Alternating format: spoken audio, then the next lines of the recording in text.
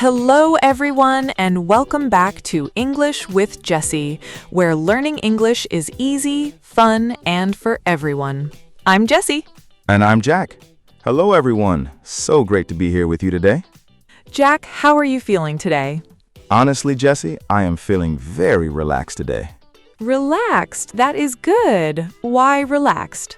Because today's episode feels like a conversation, not a lesson. That is exactly right, because today we are not studying English. We are just talking in English. Yes, and you are just listening in English. And that is enough. That is more than enough, because today's episode is a full 30-minute English listening practice. 30 minutes of natural English conversation just for your ears. No grammar rules, no complicated explanations, no pressure. Just two friends talking, and you listening along. Because one of the best ways to improve your English is simply by listening to it. Listening is powerful. Your brain absorbs so much just from hearing natural English. The rhythm, the vocabulary, the pronunciation, the natural flow of conversation. All of it goes in quietly while you just listen and enjoy. So today, we are going to talk about several different topics, real conversations. And by the end of 30 minutes, your English ears will be stronger. Much stronger. But first, everyone, a small favor, please. Yes, if you are enjoying English with Jessy, please click the like button right now. It really helps us reach more learners around the world. And please subscribe if you have not already. New episodes every week. And share this episode with a friend who is learning English. Okay, Jessy, I am ready to just talk. Me too. Let's go. Okay, Jack, let's start with something everyone can relate to. Morning routines. Morning routines. The thing that sets the tone for your whole day. Exactly. So tell me honestly, are you a morning person or a night person? Honestly, neither. I am a mid-morning person. Huh. Mid-morning. What does that mean exactly? It means I am not good at early mornings. 6 a.m. is not my friend. I understand that completely. But by 9 or 10, I am fully awake, ready to go, feeling good.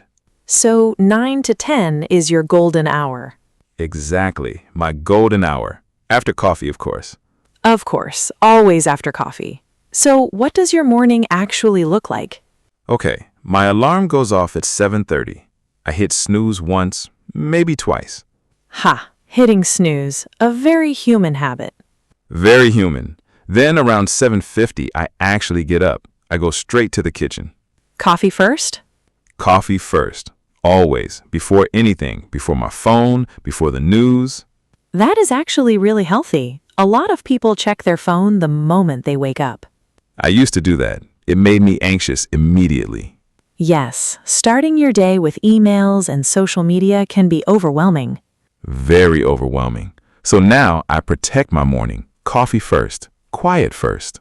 Protect your morning. I love that phrase. It is something I read somewhere and it stuck with me. It is a beautiful idea. Your morning belongs to you before it belongs to the world. Exactly. And what about you, Jessy? What is your morning like? I'm actually a natural early bird. I wake up around 6 without an alarm most days. 6 without an alarm? That is incredible. I could never.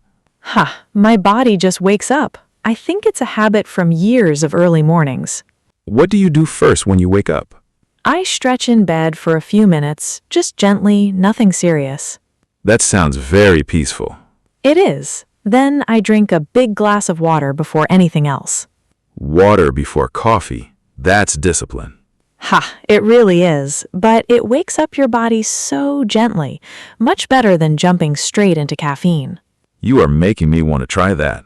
You should. Even just one glass. Your body has been sleeping for 8 hours. It needs water.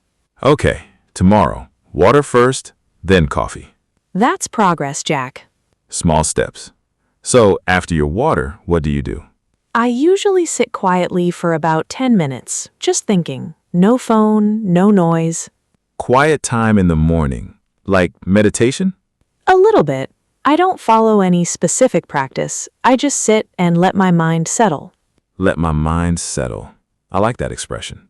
It means letting your thoughts calm down naturally, like water settling after you stir it. That is a beautiful image. A stirred glass of water slowly becoming still. Yes, that's what a quiet morning does for your mind. I think I need to start protecting my mornings more seriously. It makes such a difference. Even 15 minutes of quiet in the morning changes the whole day. 15 minutes. That's not a lot of time. Not at all, but 15 intentional quiet minutes is worth more than 2 rushed hours. Intentional. That's the key word. Doing things on purpose, with attention. Exactly. Intentional mornings lead to intentional days. I'm writing that down. Ha, good. Okay, let's talk about something exciting now. Travel. Travel, one of my absolute favorite topics. Mine too. So, Jack, if you could go anywhere in the world right now, where would you go? Right now, this moment, no thinking. No thinking. First answer. Japan. Japan. Interesting. Why Japan? Everything about it fascinates me. The food, the culture, the train system. The train system? Jesse, the trains in Japan are legendary. They run to the exact second. The exact second. That is incredible. If the train is supposed to arrive at 9:14 and 20 seconds, it arrives at 9:14 and 20 seconds. That is almost unbelievable. I know. Coming from Canada, where trains sometimes are 40 minutes late, A bit different. very different. But beyond the trains, the food in Japan is extraordinary. Tell me more. What food? Ramen first. Real ramen, not the instant kind. Real ramen versus instant ramen. Completely different things. Completely different universe. Real ramen takes hours to make. The broth is deep and rich and complex. I can almost taste it just from your description. And sushi. Fresh sushi in Japan is something else entirely. I have heard that sushi in Japan is a completely different experience from sushi anywhere else. It really is. The fish is so fresh, the rice is perfectly seasoned, every piece is a small work of art. A small work of art. I love how you describe food. Food is art, Jesse, and Japan understands that better than almost anywhere. What about the culture? You mentioned the culture fascinates you. Yes, the sense of respect and consideration in Japanese culture is something I admire deeply. Can you give an example? Sure, in Japan, people don't talk loudly on public transport. Everyone is quiet and considerate of the people around them. That sounds so peaceful. It does. And there's this concept called omotenashi, Japanese hospitality. Omotenashi. Tell me more. It means taking care of guests or customers with complete attention and sincerity, going beyond what is expected. Beyond what is expected. That is a beautiful concept. It is. In Japan, if you ask someone for directions, they might actually walk you to your destination. Walk you there themselves?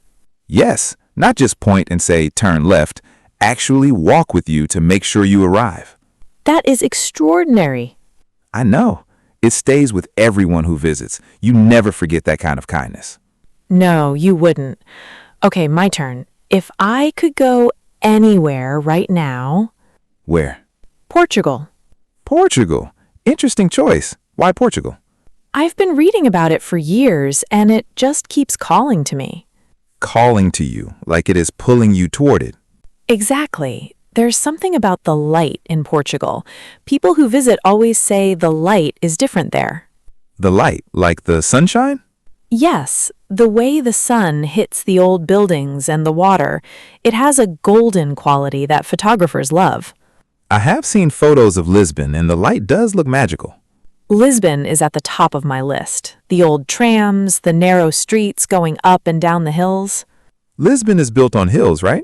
7 hills, actually, and the old yellow trams climb those hills. It looks like something from a dream. From a dream. I can picture it now. And the food. Portuguese food is so underrated. What do they eat? Fresh seafood, incredible pastries. There's a famous custard tart called pastel de nata. Pastel de nata. I've heard of this. It's a small, warm custard tart with a slightly crispy pastry shell and a creamy center. That sounds absolutely incredible. People wait in line for them at the famous bakeries in Lisbon. Worth waiting in line for a pastry? Worth every second, apparently. Okay, Portugal is now on my list too. Good. We can go together. Deal. Japan first, Portugal second. Perfect travel plan. Okay, let's talk about something a little more personal now. Habits and personal growth. Habits, the things we do without thinking. Exactly. Good habits and bad habits. We all have both. Very true. What is a good habit you have developed recently, Jessy? Recently, I have been reading before bed instead of looking at my phone. Reading before bed. How long have you been doing that? About 4 months now, and the difference in my sleep quality is remarkable. Really? Just from reading instead of scrolling?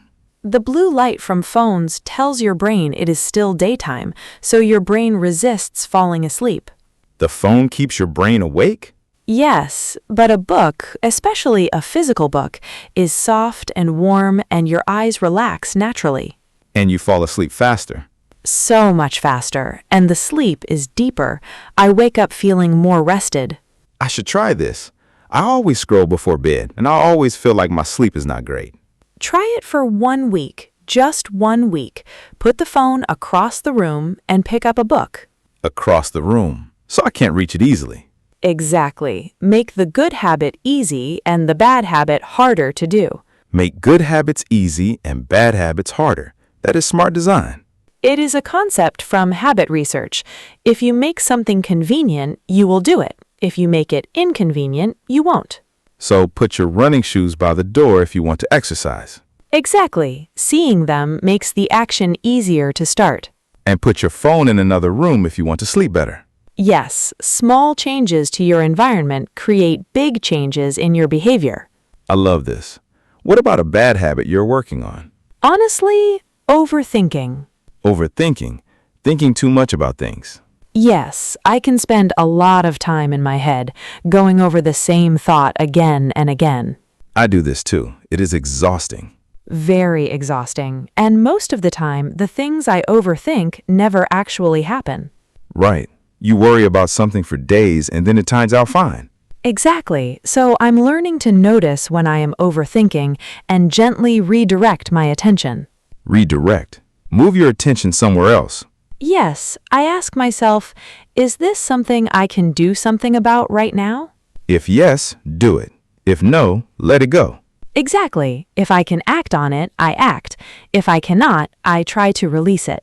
Release it, like letting go of a balloon. Yes, exactly like that. Open your hand and let it float away. I'm going to think of that image next time I'm overthinking. Just open my hand and let the worry float away. Try it. What about you, Jack? A good habit and a bad habit. Okay, good habit. I've been walking every day for the past 3 months. Walking? How long each time? About 30 minutes. Just a casual walk, not intense exercise, just moving. And how has it made you feel? So much better. My energy is higher, my mood is better, my mind feels clearer. Walking is one of the most underrated things you can do for your health. Completely underrated. People think exercise has to be intense. Running, gym, heavy weights. But a 30-minute walk every day is extraordinary for your body and your mind. Research shows it improves mood, creativity, sleep, and even memory. All from walking. All from walking. Something our bodies were literally designed to do. I love walking too. Sometimes my best ideas come when I'm walking. Yes, there's something about movement that unlocks the mind. Unlocks the mind. Beautiful phrase. And my bad habit? Honestly, eating too fast. Eating too fast. Interesting. I eat like I'm in a race. Every meal finished in 5 minutes. That is very common, actually, especially for busy people. I know, and I always feel uncomfortable afterward, like my stomach didn't have time to adjust. Because when you eat fast, your brain doesn't have time to register that you are full. Right. The signal from your stomach to your brain takes about 20 minutes. So if you finish eating in 5 minutes, you might keep eating even when you're already full. Exactly. And then 20 minutes later, you feel completely stuffed. So what are you doing about it? I'm trying to put my fork down between bites. Just a small pause. A small pause. That sounds simple but effective. It forces me to slow down, to actually taste the food, to be present at the meal. Present at the meal. Eating mindfully. Yes, not scrolling, not watching something, just eating and tasting and being there. Food tastes better when you pay attention to it. So much better. I never noticed how many flavors were in a simple meal until I slowed down. That's beautiful, Jack. A simple habit change, and suddenly you discover something new in something ordinary. That's kind of what personal growth is, right? Finding depth in ordinary things. I think that's one of the most beautiful definitions of growth I have heard. Okay, now let's talk about something very relevant to everyone listening: learning English. Yes, because everyone listening to this episode is on their own English learning journey. And every journey is different. Different starting points, different challenges, different goals. But some things are universal. Things that almost every English learner experiences. Like what? Like the plateau. The plateau. Tell everyone what that means. A plateau in learning is when you feel like you have stopped improving, like you're stuck. You were progressing quickly, then suddenly nothing seems to change. Exactly. You feel like you have been at the same level for months. Have you experienced this with any language or skill? Absolutely. When I was learning to play guitar, I improved fast at first. Then I hit a wall. A wall. Stopped completely? It felt like that, but I was still practicing every day. So what happened? My teacher told me something I never forgot. He said the plateau is not a stop, it is a consolidation. Consolidation. Bringing things together. Yes, your brain is organizing everything it has learned, strengthening what you already know before it can add more. So the plateau is actually part of the growth process. Completely part of it. You're not stuck, you are consolidating. I love that reframe. Not stuck, consolidating. And for English learners, if you feel like you are not improving, you probably are, just not in a way you can easily measure. Yes, your listening is getting better, your understanding is deeper, your brain is getting more comfortable with the language. All invisible improvements, but real ones. And then, one day, something clicks. Suddenly, you understand something you never understood before. Or you say a sentence naturally without thinking about the grammar. Yes, it just comes out right, without effort. That moment is incredible when it happens. It is one of the best feelings in language learning. So to everyone listening who feels stuck right now, you are not stuck. You are consolidating. Keep listening, keep practicing, trust the process. The breakthrough is coming. And do you know what accelerates the breakthrough? Tell me. Exactly what you are doing right now, listening to natural English for extended periods. Long listening sessions like this one. Yes, not 10 minutes, not 5 minutes, long, immersive listening. Because your brain needs time to settle into the rhythm of the language. Exactly. In the first few minutes, your brain is working hard to keep up. It is translating, processing, trying to understand every word. But after 10 or 15 minutes, something shifts. You stop trying so hard and start just flowing with it. Yes, you stop translating and start understanding directly. That is the goal. That is what we want for everyone listening today. So if you've made it this far in the episode, well done. Your English brain has been working hard. And it's getting stronger with every minute. Every single minute of listening practice is building something inside you. Even when you don't notice it, even when it feels easy, especially when it feels easy. Because when it feels easy, it means your brain has absorbed it. Absorption is the goal, not translation. Not memorization, not repetition of grammar rules. Just natural exposure to real English over time. And that's exactly what you are getting right now. Okay, last topic for today. Something light and warm. Simple pleasures. Simple pleasures. The small things that make life feel good. Yes, we spend so much time chasing big things, big achievements, big moments. And sometimes we forget that the small moments are often the most satisfying.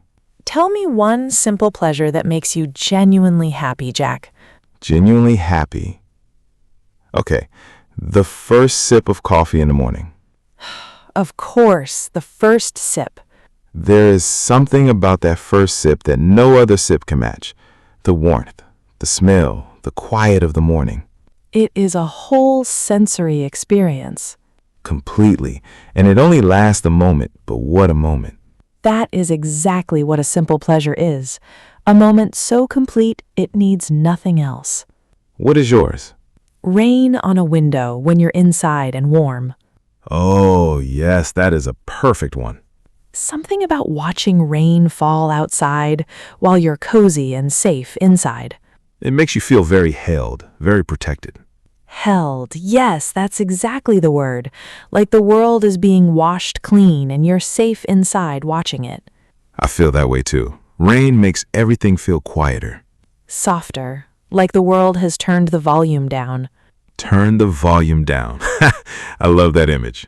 What else? Give me another one. Finding money you forgot about. Yes, discovering $10 in an old jacket pocket. It feels like a gift from your past self. Your past self taking care of your present self.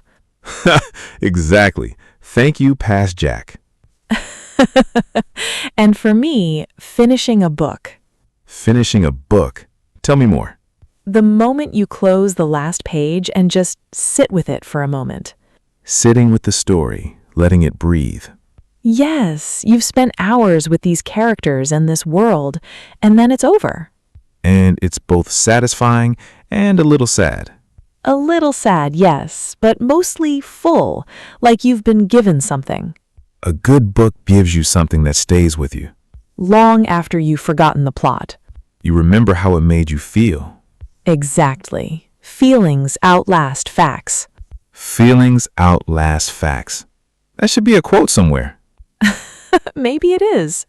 And the last one for me, unexpected kindness from a stranger. Oh, yes, when someone does something kind that they did not have to do. A stranger holding a door, someone picking up something you dropped before you even noticed.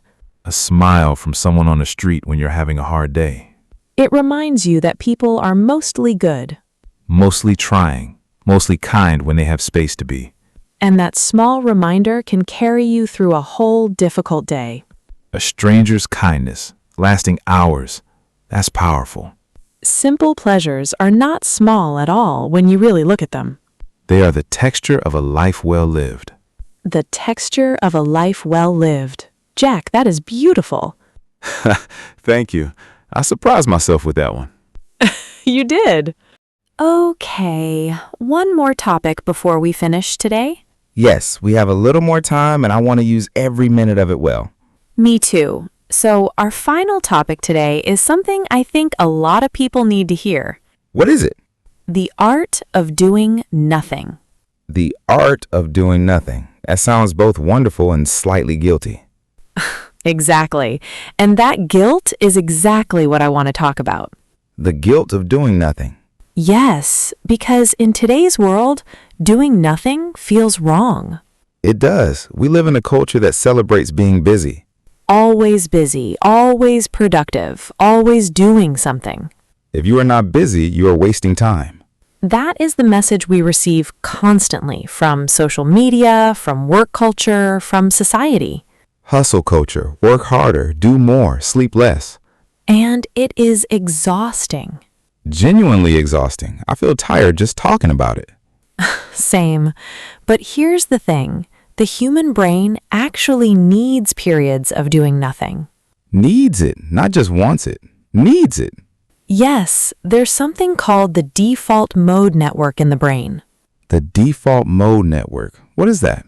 It's the part of your brain that activates when you're not focused on anything specific. When you're just daydreaming, staring out the window. Exactly. And scientists have discovered that this is when some of the most important brain work happens. Really? When we're doing nothing, our brains are actually doing something? Yes, processing emotions, consolidating memories, making creative connections. So the brain uses the quiet time to organize itself. Exactly, like a computer running updates in the background. While you think nothing is happening, everything is being sorted and filed and connected. Yes, and this is why your best ideas often come in the shower. Ah, the shower, the most creative place in the world, apparently. Or on a walk, or just before you fall asleep. Not at your desk, not during a meeting, not when you are staring at a screen trying to think of something. Never then. The ideas come when your mind is relaxed and free. So doing nothing is actually doing something very important. One of the most important things you can do for your mind. I never thought about it that way. I always felt lazy when I was just sitting and doing nothing. Most people do, and that guilt prevents them from truly resting. Because even when they sit down, they're thinking about what they should be doing. Yes, they're not truly doing nothing. They're doing nothing while worrying about doing nothing. That is not rest. That is stress sitting. Stress sitting. Exactly. That's not the same thing at all. Real rest is when your mind actually lets go. Yes, when you give yourself full permission to just be. Just be, not do, not achieve, not produce. Just exist for a moment. And that's harder than it sounds for a lot of people. Much harder. Our minds are so trained to be always on. Always on, like a phone that never goes into sleep mode. And eventually, the battery dies. Yes, burnout, complete exhaustion when you never truly rest. Burnout is a word I hear a lot these days. Because it's very common, and it's directly connected to not allowing yourself to do nothing. So doing nothing is actually burnout prevention. Exactly. Regular rest prevents the complete crash later. Small rests every day are better than one big collapse every 6 months. Much better, and much kinder to yourself. Kinder to yourself. Self-compassion. Yes, allowing yourself to rest is an act of self-compassion. Not laziness, self-compassion. There's a big difference. Laziness is avoiding things you need to do. Rest is recovering so you can do them better. Recovering. Like an athlete rests between training sessions. Exactly. No athlete trains 24 hours a day. Rest is part of the training. Rest is part of the performance. Yes, the rest makes the work better, not the other way around. So how do we actually do nothing in a world that never stops? Great question. I think it starts small. Small? How small? 5 minutes. Just 5 minutes of truly doing nothing. 5 minutes. No phone, no podcast, no music. No input at all. Just you and the quiet. That sounds almost impossible in today's world. It feels impossible at first, but it gets easier. Like a muscle, you train it gradually. Yes, start with 5 minutes, then 10, then 15. And what do you do during those 5 minutes? Nothing specific. Just sit, look around, notice things. Notice things. Like what?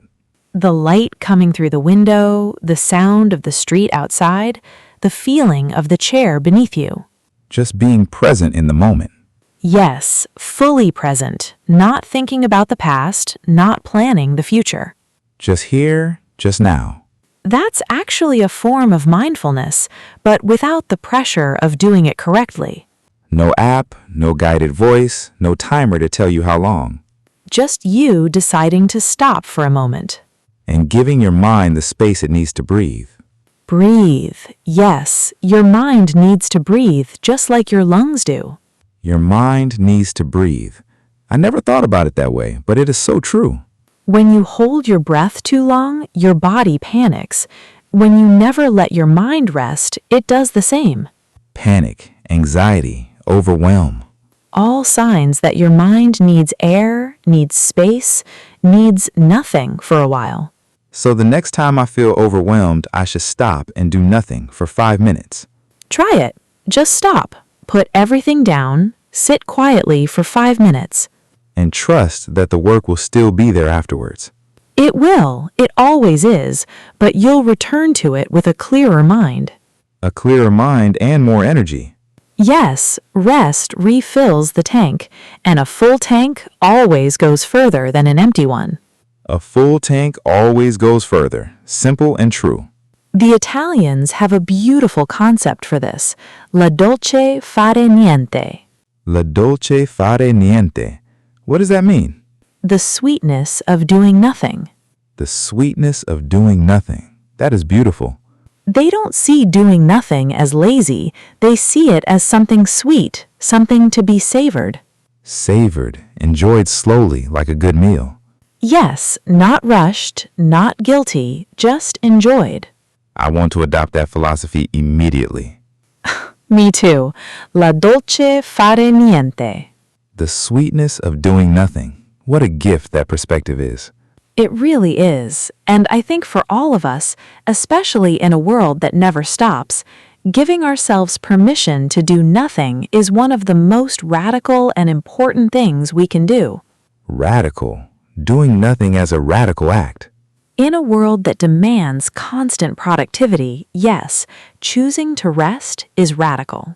I love that. Rest as resistance. Rest as resistance, I love that even more. Okay, I'm going to rest after this episode, guilt-free. Good, you've earned it. We all have. La dolce fare niente, everyone. The sweetness of doing nothing. Enjoy it. Okay, everyone. You have just completed 30 minutes of English listening practice. 30 full minutes of natural English conversation.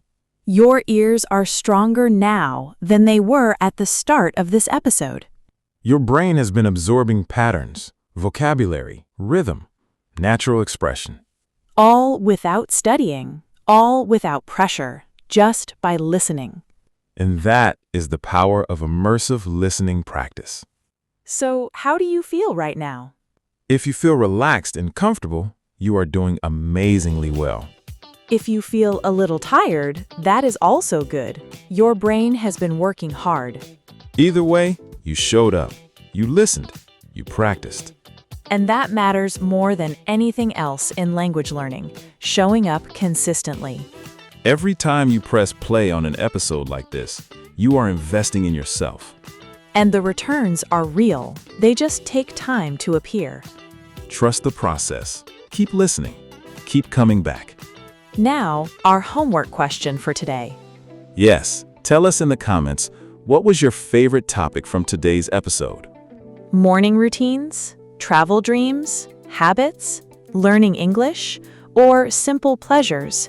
Which one connected with you most? We want to know. And if this episode helped you today, please give it a like. Subscribe to English with Jessy for new episodes every week. Share this episode with someone who wants to improve their English just by listening. Because that is exactly what this episode does. Thank you so much for spending 30 minutes with us today. It was our absolute pleasure. We will see you in the next episode. Goodbye, everyone. Goodbye. Keep listening, keep growing. You are doing incredibly well.